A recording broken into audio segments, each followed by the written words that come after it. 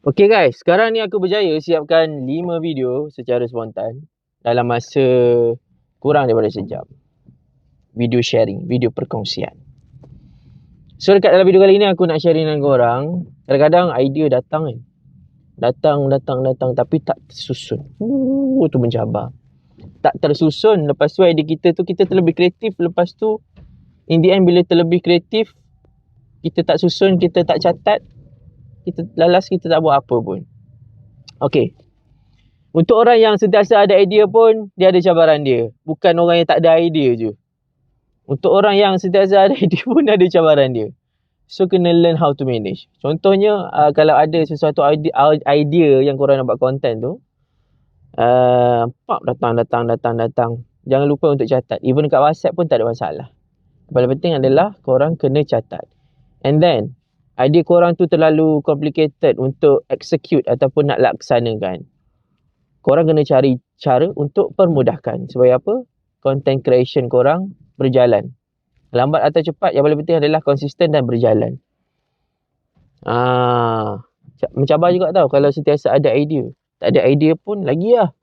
Mak muka aku. Tak ada idea lagi lah mencabar.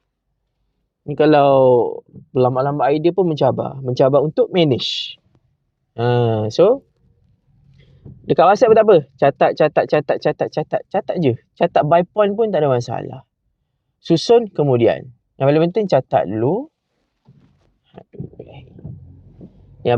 catat dulu. And then barulah korang strategize secara detail, secara khusus. Apa sebenarnya korang nak buat dengan konten-konten tu. Catat. Keluarkan daripada minda korang. Keluarkan. Supaya apa? Supaya korang tak overload. Okay, supaya korang tidak overload. Kemudian boleh susun, insyaAllah korang boleh buat konten dalam keadaan yang lebih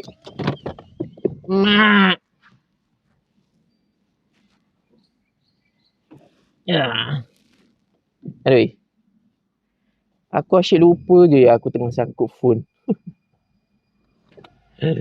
Korang boleh buat konten dalam keadaan yang lebih sejahtera dan juga lebih stabil. Sorry ya guys, lupa aku guna suction cup. Aduh, 2-3 kali ni. Itu dia antara tips ataupun cara bagaimana untuk korang yang terlebih kreatif ataupun terlebih ada idea. So, kita jumpa lagi dalam next video. Assalamualaikum. Gerak dulu. Ciao. You dengar you dapat. Paparaje.